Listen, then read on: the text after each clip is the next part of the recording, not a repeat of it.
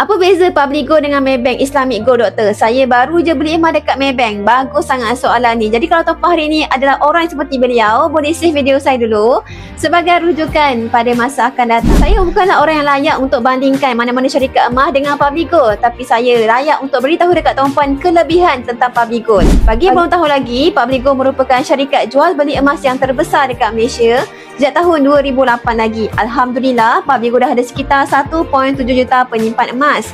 Dan kita berlandaskan emas fizikal, bukan digital. Jadi kalau di Public Gold ada akaun JAP Gold Accumulation Program, di mana dia sama je macam konsep akaun bank. Akaun bank kita simpan duit, dekat akaun gap ni kita simpan emas. Dengan kumpul sedikit demi sedikit, minimum RM100 ataupun ikut kemampuan dan bajet tuan-puan sendiri. Yang paling best sekali, tiada komitmen. Kumpul sampai genap grade emas yang tuan-puan nak, boleh keluarkan saja emas fizikal. Mungkin hari ni tuan-puan minat dengan item 100 gram yang nilainya sekitar RM48,000. Tapi tuan-puan tak ada bajet banyak. Jadi menabunglah dekat akaun GET ni sampailah 100 gram dan boleh arahkan sistem untuk keluarkan emas fizikal tuan-puan. Sangat-sangat mudah. Itulah kelebihan yang Public Gold sediakan kepada masyarakat Malaysia tanpa kira keadaan. Student ke, si rumah ke, yang kerja sendiri, yang makan gaji, Grab driver, Grab food, peniaga tepi jalan, peniaga pasar malam, orang-orang pencen.